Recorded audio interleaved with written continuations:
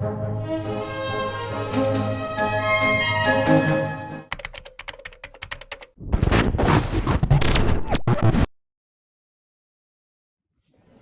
end of a relationship is messy, embarrassing, or sometimes even too difficult to understand. But telling these tales helps us all cope, and most importantly, build empathy with our former significant others. The fact that we have stories to share is proof enough that life, however it looks like now, goes on. After all, we live to tell the tale.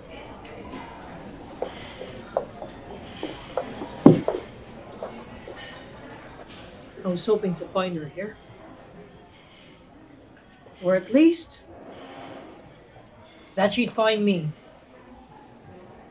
Online. After everything we've done for each other, last week couldn't have been the end.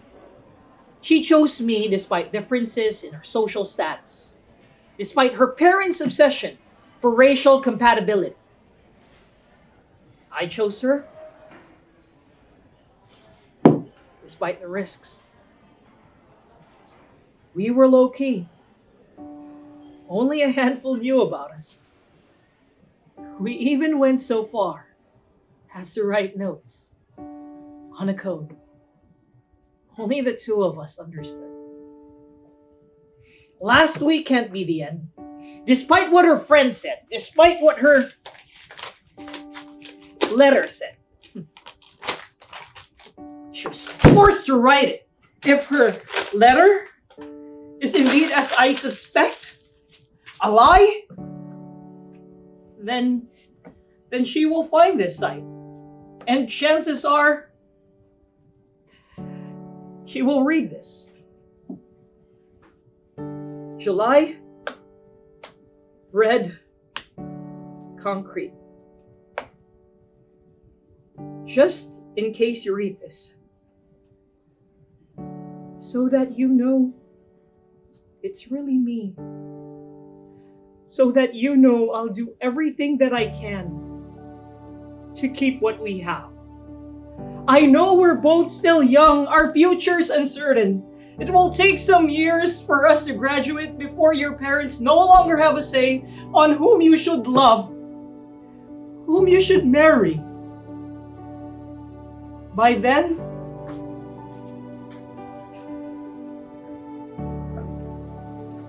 we can finally be together again. I am willing to wait for that day. Just give me a sign that you will too. If love is everything that people say it is, we will prevail. We can overcome this. I don't want to concede to my fears that I am just a silly college student holding on to mere nostalgia. I will wait. And if all this comes to nothing,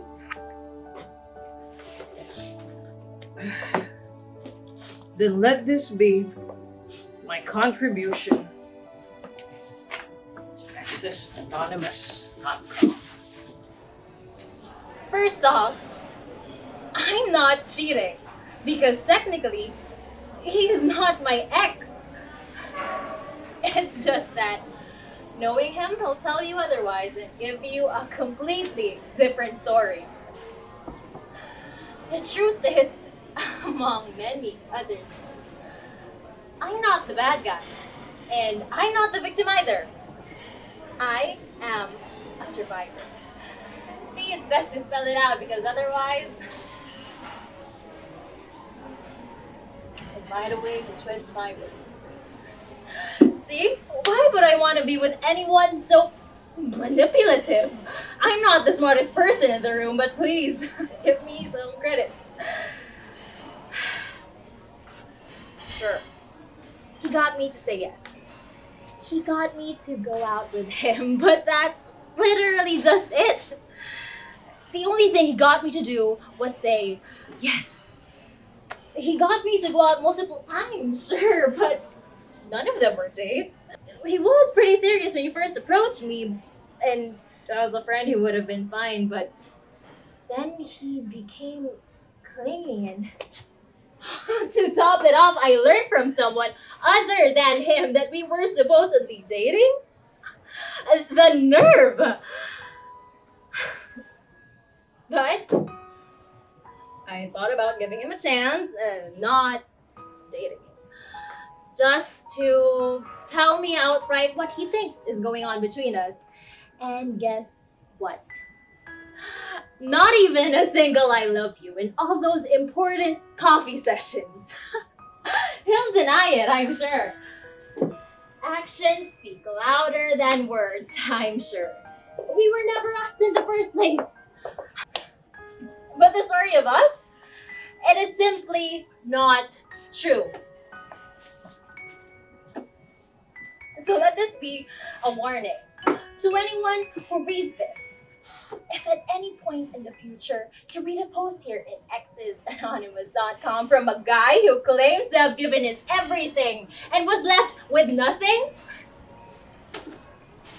read it with a grain of salt.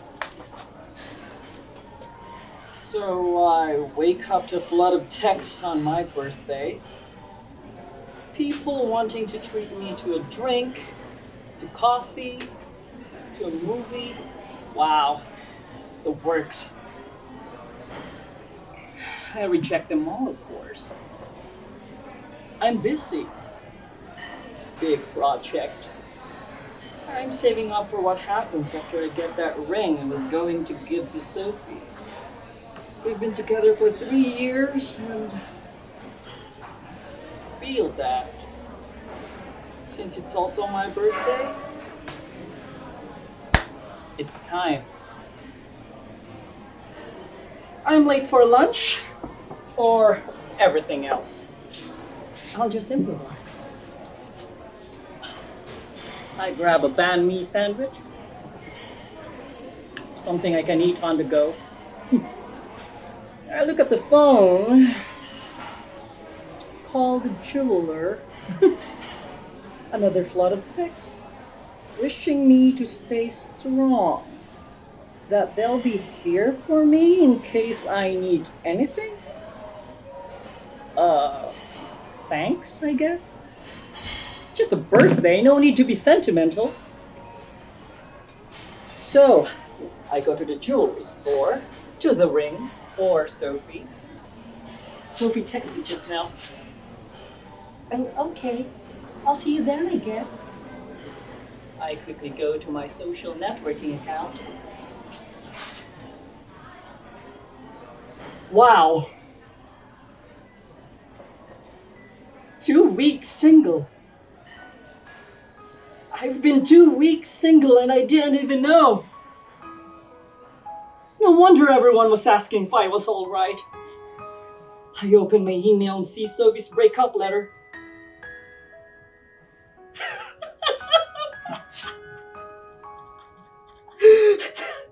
I was wrong!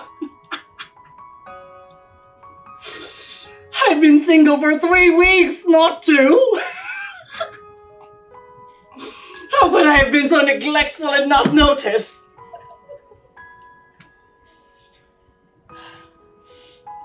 Now, all of a sudden, during my annual battle and victory against Father Time, I have all the time in the world!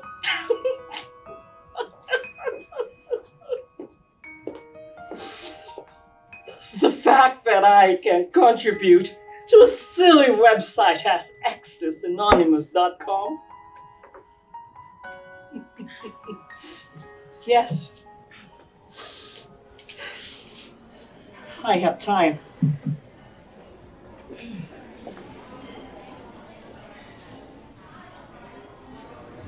The moment he stood up to enter my office, I knew. I've heard that name before.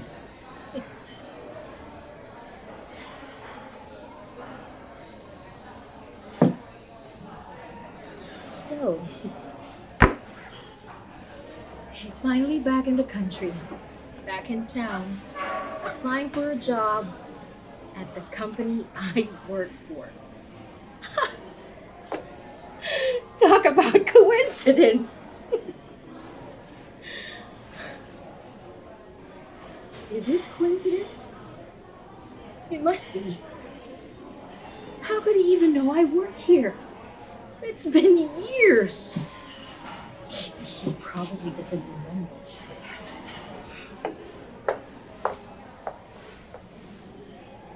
He smiles. He remembers me. Nobody flashes those pearly whites with confidence at a job interview.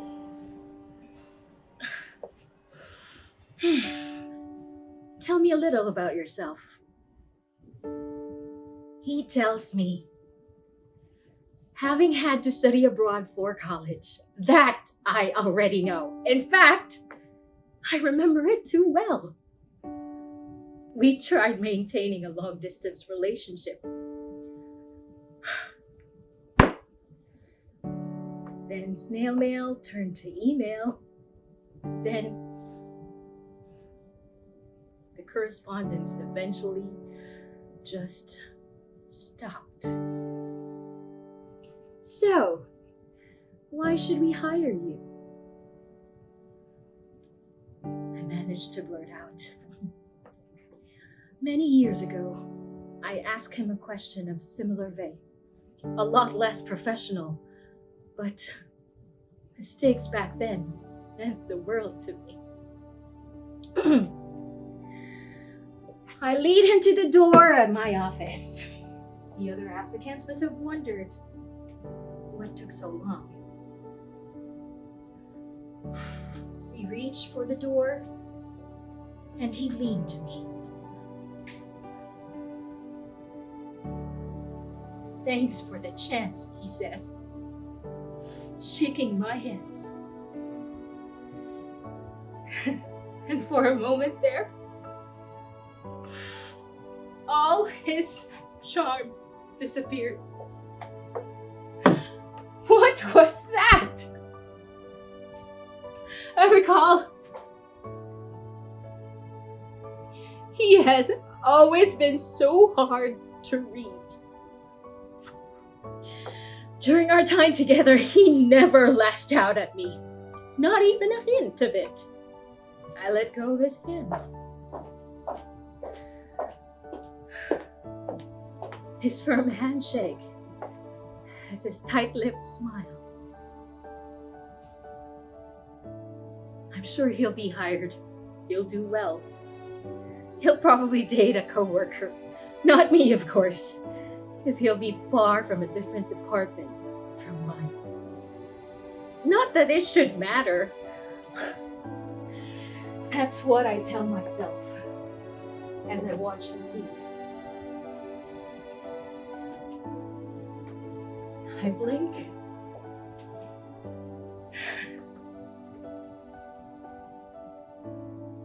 And I call the next applicant.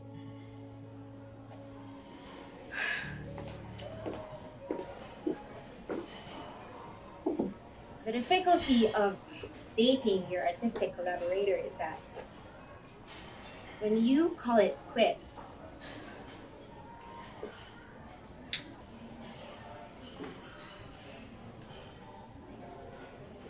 you're bound to leave with them something you urgently need. Such was my case. Robert was a really nice guy, and wow, did he write the most god-awesome lyrics. His wordplay had the accuracy of Cupid himself. All I really wanted was just learn from him. The next thing I knew, I trusted him.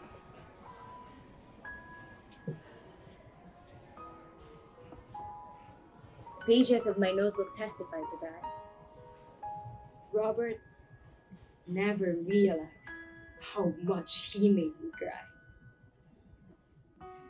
Lyrics brought us together. lyrics tore us apart. My lyrics, for that matter.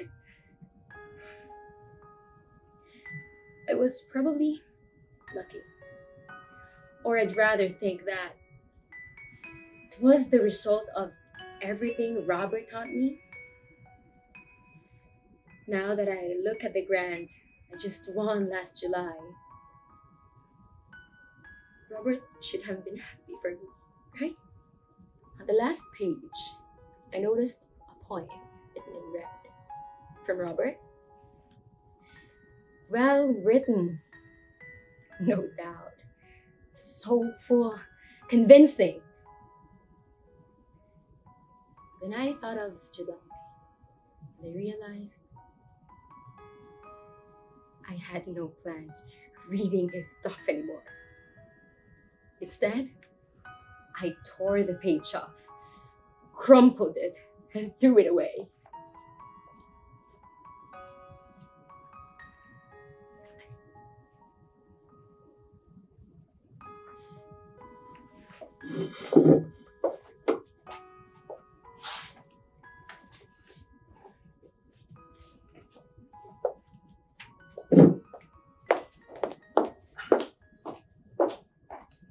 I always believed that the secret to saving a lasting relationship is to create reasons to keep wanting the relationship. That way, when reasons to end the relationship emerge, the reasons to continue will prevail.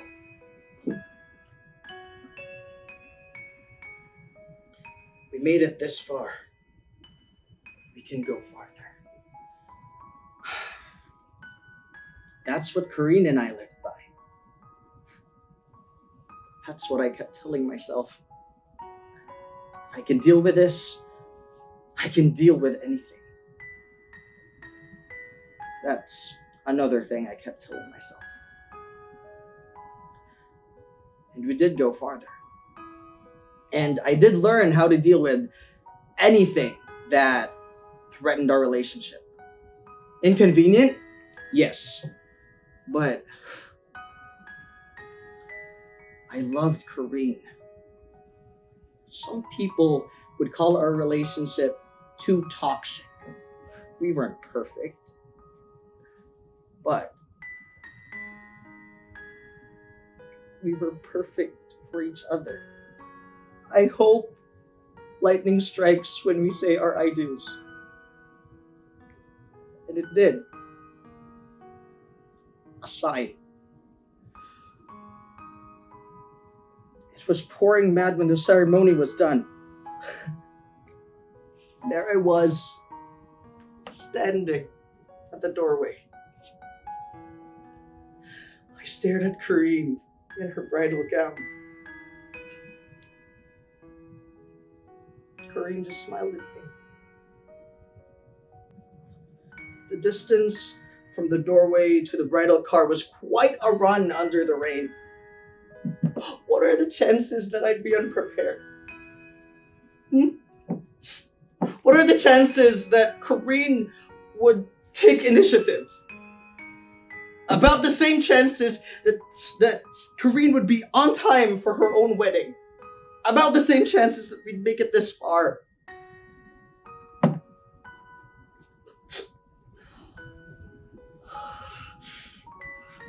About the same chances as lightning striking her down. Given what I've gone through, I don't know why you people would make a big deal about your breakups. As short as my marriage was to Kristine, it was the happiest any two couples have had.